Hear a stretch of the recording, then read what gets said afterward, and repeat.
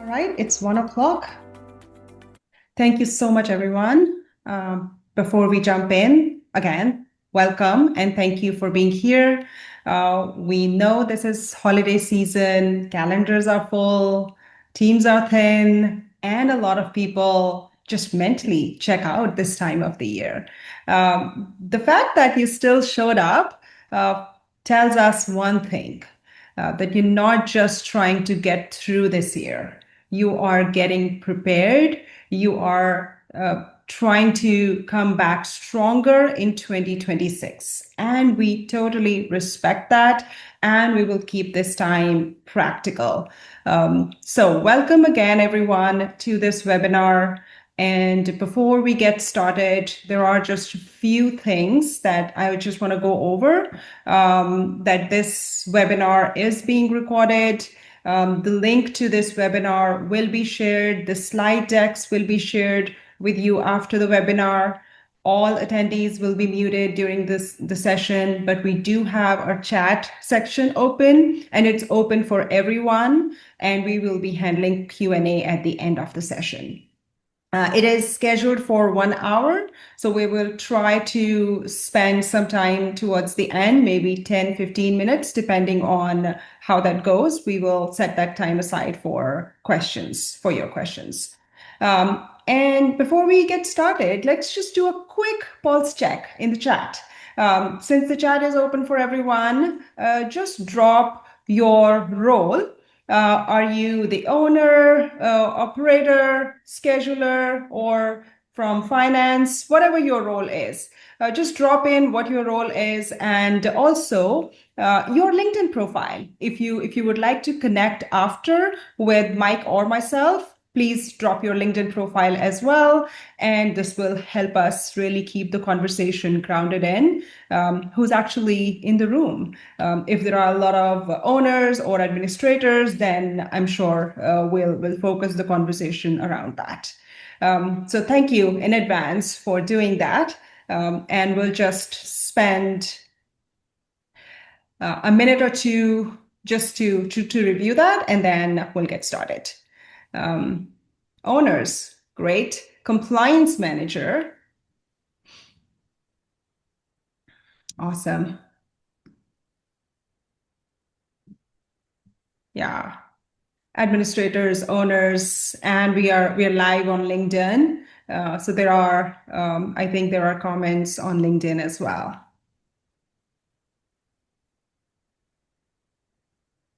Great.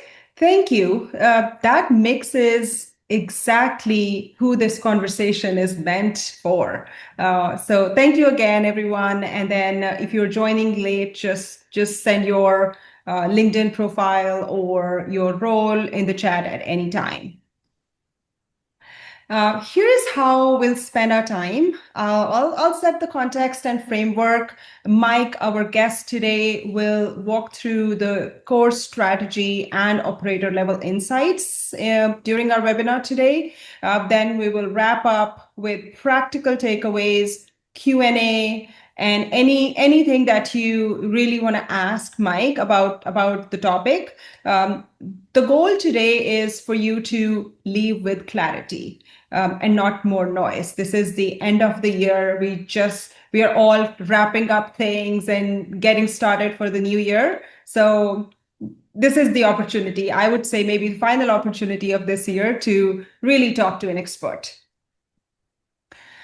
For those of you, and I'll just spend a minute here, for those of you who may not be familiar with CareSmartz, here is the quick but important context that I want to set here.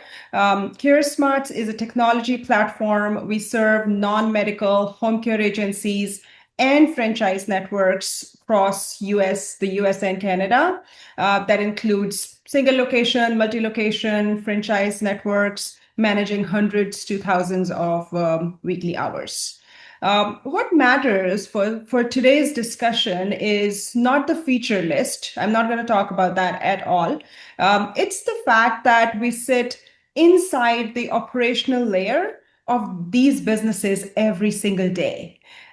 We see where shifts are consistently going unfulfilled, where EVV breaks billing. We also see where over time, sometimes like quietly just erodes margin, where caregivers just disengage long before they truly quit. So we see all of that because we sit in that operational layer.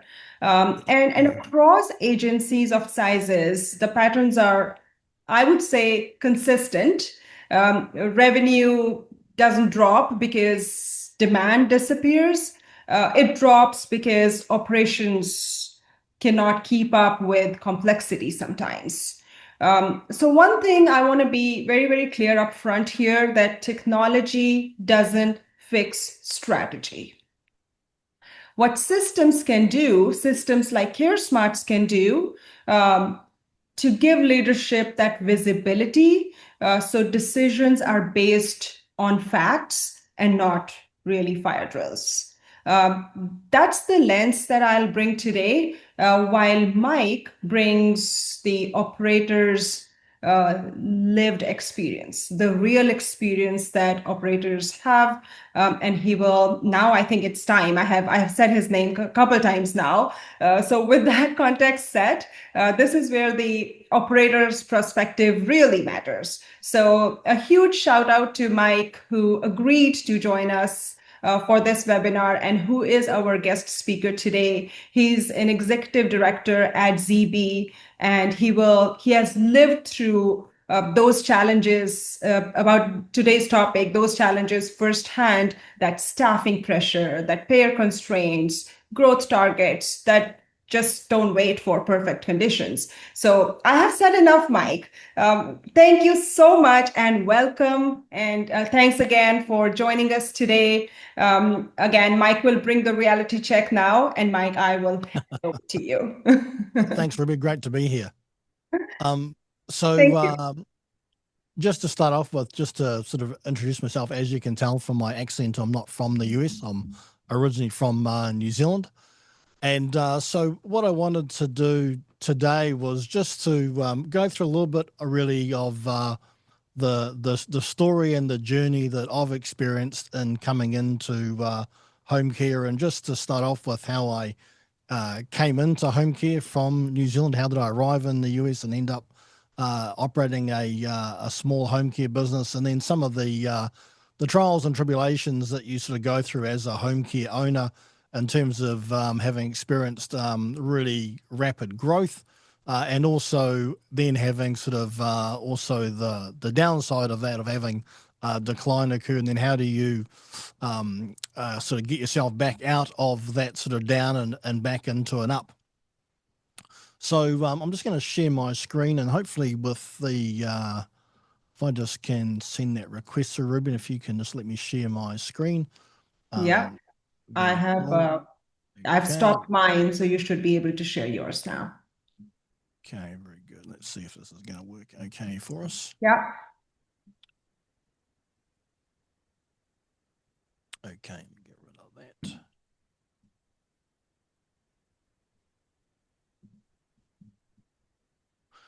So are you seeing just the, if you can just see that, just seeing the main screen, Zeabe, or are you seeing two slides on your screen?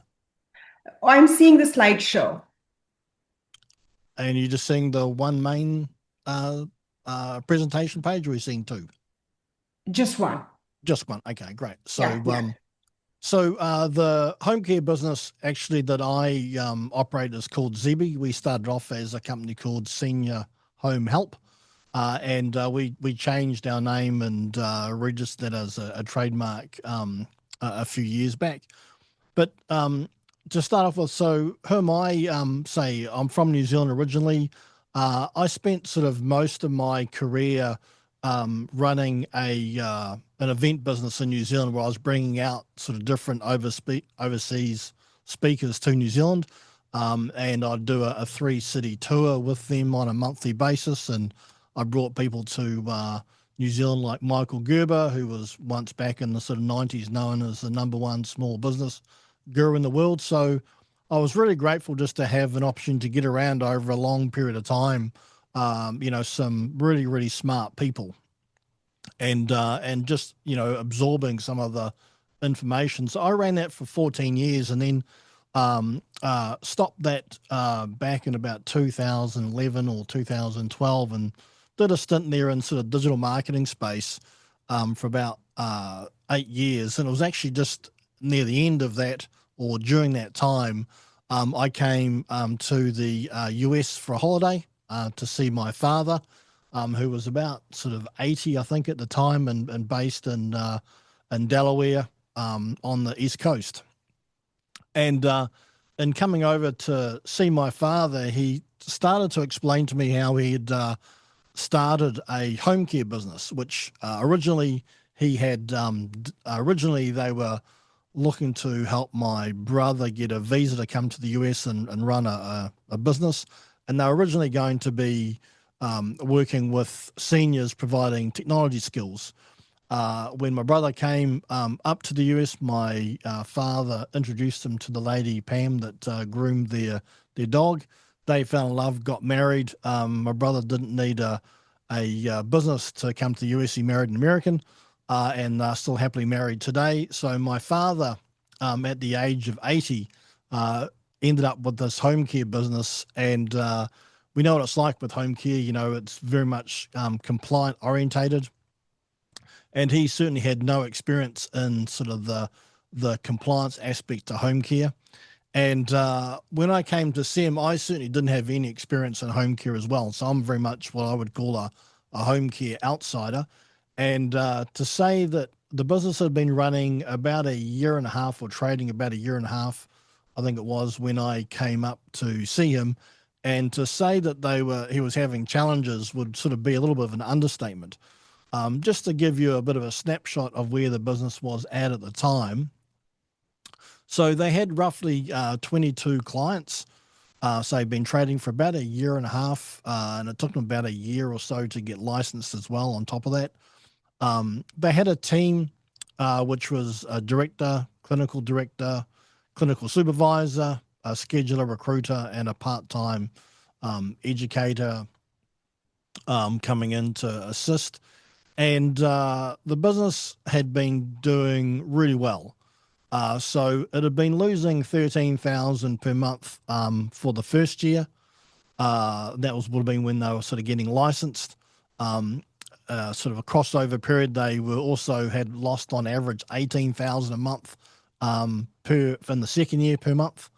And in the year that I sort of came up, which was sort of near the end, they'd been losing on average about $17,000 per month in that year 3. So things were not going well.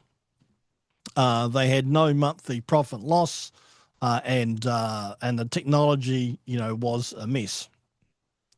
And so my father sort of asked me to see if I could sort of assist him with looking to, sort of turn around and clean up the business. And so we sort of started, I started down that sort of journey in the end of 2019 and ended up sort of taking over the business at the very end of that year and beginning of 2020. And the first thing sort of that I looked at in terms of looking to clean things up was looking to go, right, how do I find some money here? Because we need to look at changing quite drastically and quite quickly, the profit loss of the business, and at least, if not to get it back into profit, at least get it into a break even, and to sort of begin to stop that sort of bleeding that occurs, which is really, really hard at the time when you're sort of in it, trying to look for ways that you can sort of find the money. And so one of the things that I did to start off with was, I went through, and you may have, I certainly have read the book, and some of you may have read that book, which talks about just making sure you've got the right people sort of on the bus and sitting in the right seats. And so the first thing that I did was to draft up or create what was an organization chart. And, that chart was very much functional as opposed to based on a person. And so I'll say I had the opportunity to bring out Michael Gerber from the eMyth, and that his approach is very much that a big business is a small business that did the right things. And so every business has a functional organization chart, or you have positions. And often as the business owner, we are sitting in a lot of those boxes. So it's just a really interesting exercise to map out what are all of the boxes that are required functionally to run the business. And, I've always sort of worked on going through the continuum where you've got marketing, which is lead generation. The purpose of marketing is to bring, if you like, inquiries into the business. So someone's doing marketing. Someone is doing sales or lead conversion, which is taking those inquiries and turning them into a client. That's sales or lead conversion. You've got client fulfillment, which in the home care business, I sort of broke down and we went into, clinical care management, the scheduling side. And one of the things I sort of found is I think in home care, you refer to the recruitment, if you like, very much as HR, which is that was a different explanation as to how I looked at HR. I thought HR was sort of more admin from the sort of business background, where HR for home care was recruitment. So we had a recruitment function, which is like sales it is with clients, but recruitment is to get those applicants. Those are all important applicants. And then you got client fulfillment. Then you've got finance. So you often have, accounting, billing, and payroll under that role. You've got, importantly, sort of people, who's looking after the people, and then often sort of facilities. So who's looking after, the building they're in, the software, the systems, both hard and soft that you're using. So I looked at sort of drawing that out functionally for our business, and discovered that we had a person sort of in the recruitment side that was more like business development and a sales type of profile as a person. And we went through and did psychometric testing on everyone to make sure that we had the right people in the right seats. So I think fundamentally that was as an ongoing thing of always making sure that the people that you have, they are and have the capability and suit the role that you're looking to put them into. We leveraged technology at the time. I mean, I think they had a couple of handheld phones. They were using OneDrive, I think, as a way of Dropbox. It was using Dropbox. So again, just not very efficient. They had a subscription to Microsoft Office, but weren't using SharePoint, which allows you to sort of build your systems and SOPs. So we leveraged the technology and importantly put in place the monthly financials and KPIs, and then sort of got the team on board with, the idea of looking to, really grow the business. And one of the changes that we made was, after reading the regulations, we went through and we had a director and a clinical director, and again, a business with just 22 clients, weren't billing huge number of hours. We went about consolidating the director and clinical director into one role, and that immediately sort of allowed us to save some valuable cash flow by having one person be able to do both of those roles with meeting the state requirements. And so that really sort of then took us into a period of growth where over what was the next sort of 15 months, we almost 3x the business, grew it just substantially by letting people, and we're mostly a Medicaid and now sort of VA. So we're very much about reaching out to the case managers, building relationships with the case managers in the insurance companies. We have MCOs in Delaware, and say we just had rapid growth over that first 15 months. And then sort of as a result of that, and I guess that was sort of just after the COVID times, when all of the caregivers seemed to disappear, from home care, the stall in decline sort of started. And I slowly saw the business beginning to, lose revenue, whether it be just from clients, natural client attrition, through to, caregivers leaving. And we just slowly over what was about, I think, yes, a 2-year period, just slowly lost 64% of our revenue. And so, sort of when you just slowly seeing that, it's a little bit like, was it death by 1,000 paper cuts? You're really looking to see what can we do to improve the situation, and now what? So I certainly started looking around for and searching for other ideas. And I joined a mastermind with a company that specializes in home care. And what I generally found out or felt was that it was all about sort of doing things new. And I was saying I need to diversify our income and do new stuff. And through that experience, what I realized, just in sort of going back to my own experience, it wasn't about doing more new stuff. It was just about doing more of the existing. So I just really went back to basics. And as they talk about, mastery is just doing the basics really, really well. It's not becoming over sophisticated, just doing the very basics very well. So I went back and we looked at what have we got to do. And, you go back to, the things that we hear, and often they're like important, but they're not necessarily urgent. And we are often so ruled by the urgent. The idea of building your access is what I call it now. And for anyone that's had sort of exposure to EOS or the Entrepreneur Operating System, they talk about, like so many do, really get clear around your mission, your vision. What are your prime numbers that you need to and want to achieve in the business? What does the business look like in 10 years' time? So we sort of went back and looked at getting clear on what were our team core values, our purpose, and our mission, our vision, and what business did we operate in.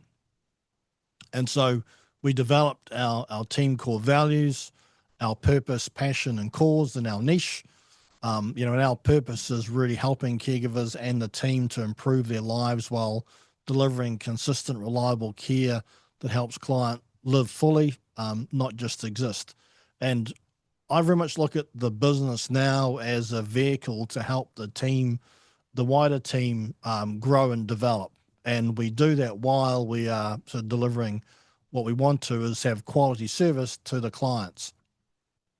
So we went back, we looked at, what our purpose was, and then sort of from that, the next stage is what I call map it. And often my experience had been sort of in business that we typically as owners, we hear something and we go, oh, let me do that. That's that sort of new, bright, shiny object. And we end up looking to implement really a bunch of tactical tasks. And we're not really sort of thinking that through. I know in the past I hadn't thought that through to make sure is everything aligned and supported. And a number of years ago, I read a book called The Balanced Scorecard. And this is sort of, I guess, must be a book written back perhaps in the 80s, became popular sort of in the 90s. And the Balanced Scorecard is a book that talks about when you're looking to develop your strategy, making sure that each of the areas supports the area above. And they do that by crafting what is they call a strategy map. And the idea behind this is that we all want to have a financial goal. We have a financial goal, and it's either to grow and increase revenue and profits, or it's to better utilize, the resources that we currently have. Sort of the financial goals fall on those two sides, and you can certainly have both. But with that financial goal, to achieve that, their approach is to say, well, for you to achieve that financial goal, the customers must think about you and feel about you in a certain way. So you've got to have a customer strategy that will align with what those financial goals are. And so an example could be that if we wanted to grow our revenue, we could become sort of more efficient at providing Medicaid and getting Medicaid clients, or we could be diversifying and looking to say, hey, let's look at providing care management. And if we wanted to do either of those, the customer has to think about us differently. Just as, you think about, catching Spirit, if you like, as an airline, different than you might think about, Singapore Airlines. One's very much, quality, one's very much sort of volume. So you need to decide, does what you are doing with the customers reinforce that? Do we want them to think of us as being a one-stop shop, or do we want them to think about us as being really efficient and acting really quickly and, being very much specialist in what we do? So the customers need to think about you in a certain way. And for the customers to think about you in a certain way, you've got to have internal processes that support that. If you haven't got a marketing person promoting a message of being a one-stop shop, then the customers aren't going to think about you like that. If you are looking to want to be very quick and efficient and be responding to case managers really quickly, and you're not training people on that, or don't have internal processes to allow you to do that quickly, then those internal processes aren't going to support that idea you have around the customers and therefore the financial goal you have. And then sort of under the internal process, this is where you tend to get tactical, and they talk about, learning and growth. And this is where more the projects come in. So it could be we don't have a marketing person. We need to have a marketing person on board. So the project is going to be recruiting a marketing person. That becomes that sort of bottom layer, which is really more project orientated to help you, again, make sure those internal processes are happening, which support the customers, support your financial goals. So it creates alignment. And so we went ahead and started doing that. Got very focused on being sort of data driven, and created some dashboards, and recruitment for us is so important. We are very much a supply constrained business, as people talk about. So it's all about, for us, can we get enough caregivers to be able to provide the service, so we can be communicating with the case managers, hey, we've got capacity. So we got really focused on being data driven, and as part of that, looked at really improving the core part of what we did, which, recruitment was such a key part. So we needed to develop, a really good quality caregiver or applicant minded recruitment process. And then from the point of view of being sort of functional, like I talked about with that organization chart, getting the team sort of on board with understanding what their role was and what the job description for that role was. And initially when we took over, there was a lot of chaos where people weren't staying in their lane. I don't know if you've ever experienced that. So we looked at going through and making sure that the job descriptions were clear, we had the right people doing that role, and then we set about looking to develop our SOPs, for that role, so that people knew clearly this is how we are going to do the process. And I recall just over time, we would do a weekly meeting, And initially sort of the chaos that we had sort of in those meetings, and the somewhat spirited debates that would occur. And then over time, as people got more familiar, with their role and what the processes were, things just slowly settled down. Today, we like technology. We use an application called Trainwell, which is like a combination of all your SOPs in one place, but you can also, create quizzes and have them complete documentation. And so you can give people the information, but also test them to make sure they've retained or understand that particular SOP. So that was really key, getting our processes clear and written down. And it's always an ongoing process. And then another area that I'd had some experience in before was looking to, or this idea of get support. And I think from a back office perspective, we, and certainly in Delaware, we're very compliance based as a state. And so we do need a lot of support, not just with clients, but to make sure that things are running how they should be. So we started, and I looked around to go, well, we can't afford to be sort of paying lots of money for the support that we need. So I looked around, and we looked at then, outsourcing, if you like, or getting outsourced talent. Which for us was over in the Philippines, like so many home care owners do now. You're using sort of virtual assistants. So we looked at, very much sourcing, assistance and skill overseas that fitted the role. We don't really have what I would call a VA. We have a person doing a role, whether that be, clinical support. For other people, it's scheduling and recruitment, or it's billing and payroll. And we have a person doing that role, just they are operating remote in the Philippines and operating on Eastern Standard Time for us. And so we currently have a team of 8 people overseas full time that provide various areas. One of those is we have a team of, I think it's 3 people that provide our on-call after hours service and through the weekend. We've had billing and payroll. We have a marketing person, an executive assistant, clinical support. So we have people filling those roles, which, at the time when we looked at going through that process, I think we ended up must be sort of saving about 300,000 in cost per annum through looking to outsource.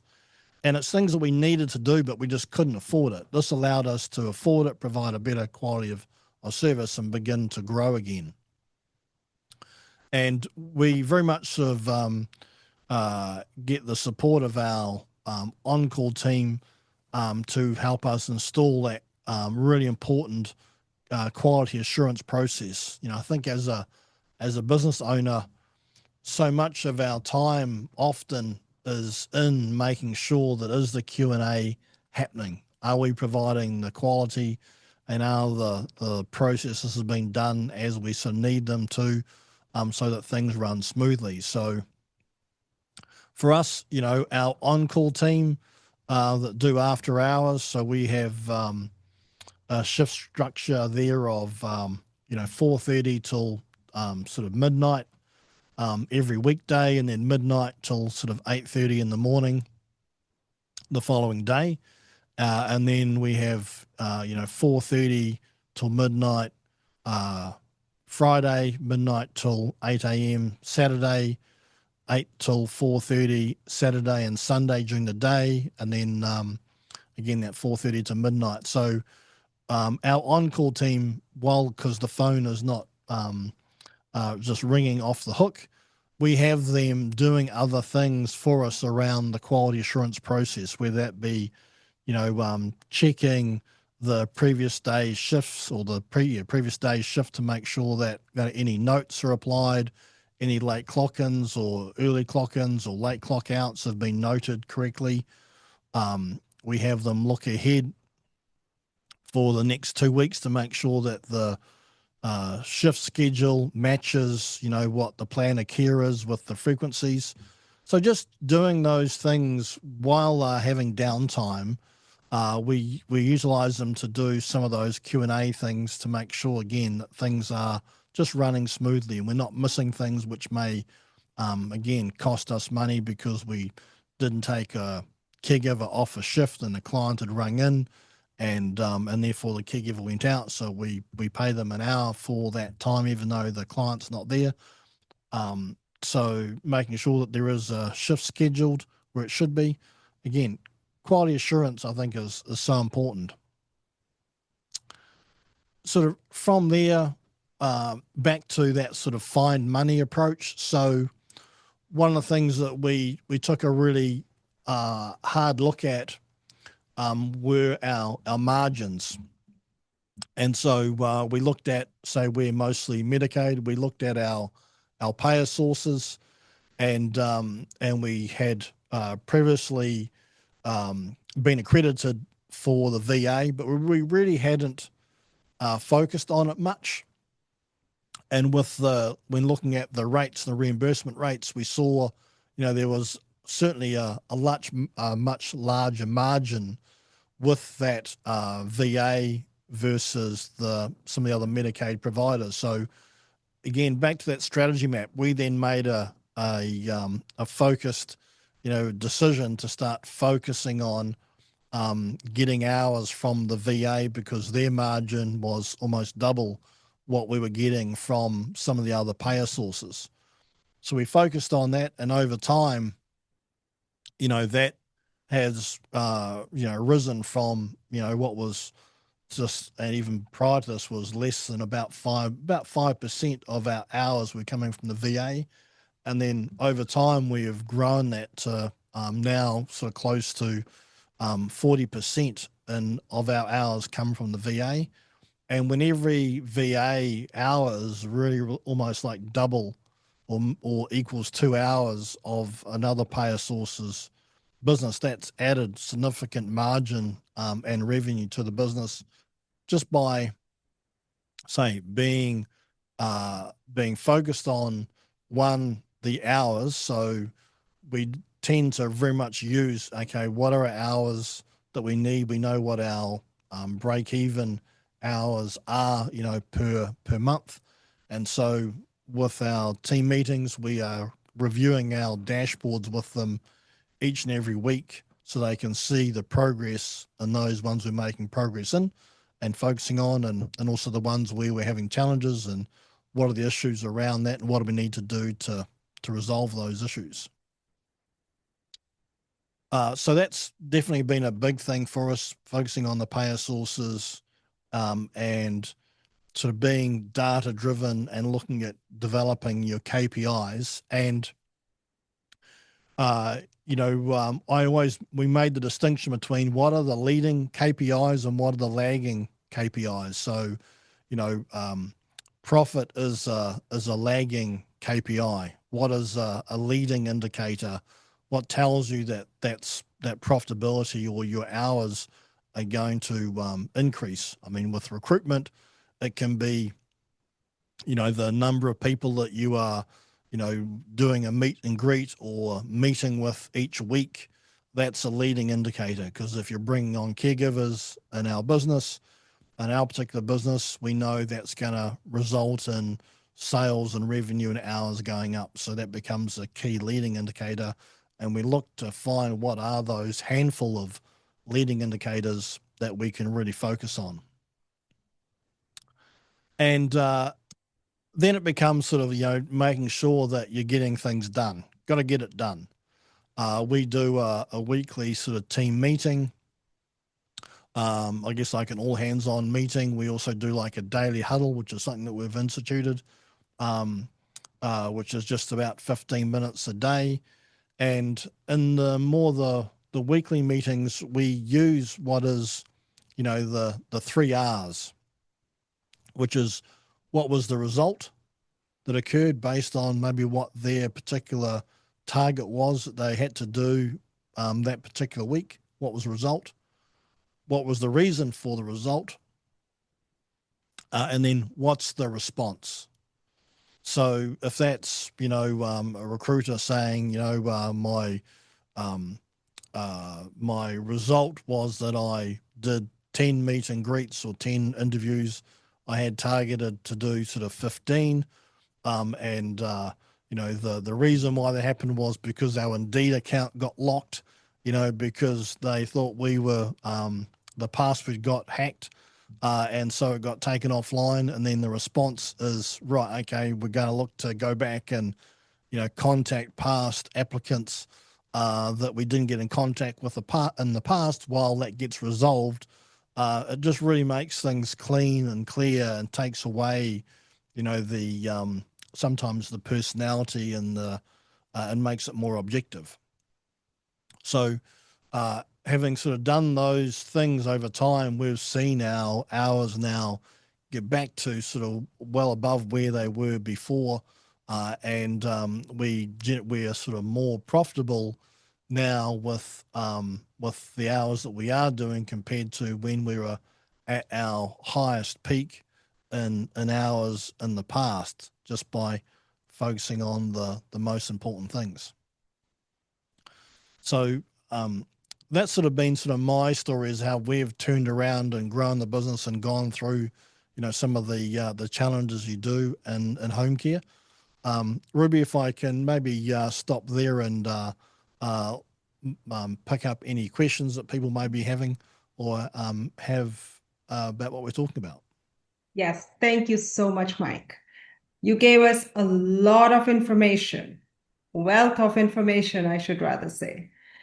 So everyone, based on Mike's story and based on the learnings and the actions and everything that you heard today, if you have any questions or any additional information that you want on this webinar, please feel free to send us your messages via chat or the Q&A box here.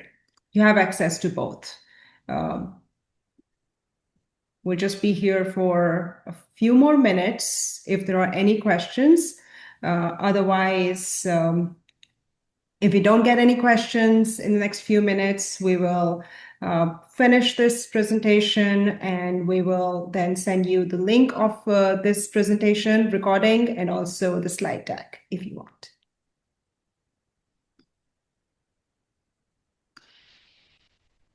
Who's going to ask the first question?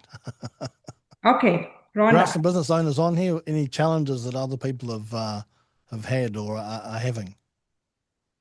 We have a question here from Rhonda. Did you hire VAs directly or through an agency? And the other part of this question is, how did you find the money to pay the right people to grow your team? Right. So that's a great question, Rhonda. So with the VAs, we went direct. So we use onlinejobs.ph, which I guess is like the Indeed of the US. And then one of the things I did by mistake, really, in growing that sort of offshore and outsourced team, was the first person that I hired actually had experience in managing other VAs. They had managed about 13 other VAs in the past. And so what I ended up doing really is recruiting one person offshore and then had them recruit the other people for the other roles that we wanted, which for us initially was the on-call. That was really the first pain point that we wanted to resolve, was how do we get the office team away from doing on-call and the sort of burnout that comes from that. And so that person that we hired, they went about sort of recruiting our on-call team and getting that sort of 3 to 4 people into our on-call team.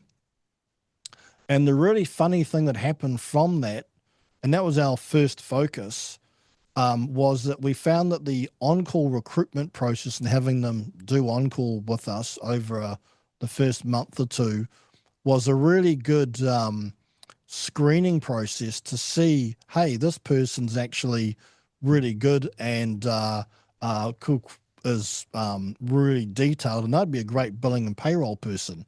Or this person actually, hey, they're actually an RN in the Philippines and could move into providing us with clinical support, just as some additional support. So we found almost like the on-call became a funnel for us for moving people from on-call into other roles in the business, and then we'd then go ahead and recruit other on-call people to fill that vacant seat.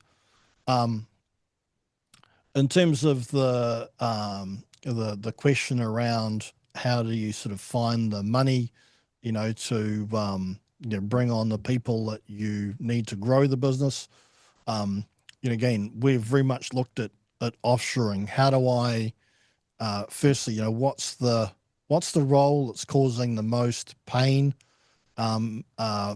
for either us or for me, the business owner, that's taking up my time, where I'm not being as dollar productive as I can, or could be a lot more effective if I had someone doing that role. And then it's like, okay, can I find someone that's very cost effective? And then I've found that we've got sort of incremental increases, from doing that. So it's sort of become almost like self-funding. If you can find a low-cost way to resolve that issue, giving yourself sometimes more time, that leads you to be able to generate the resources to say, be able to fund that next person or that next role. And nowadays I'd also look strongly at AI as well. So, with some of that, I talk about getting support, and getting support to me is not just a person, but nowadays we need to think about support as being AI as well, because really, that's AI is someone who's going to sit in a corner, do exactly what you tell it, 24 hours a day, exactly as you've instructed, doesn't take holidays, doesn't take sick days, so how can we look to better utilize that to allow us to, the saying used to be sort of automate or systematize the 90% so you can humanize the 10%.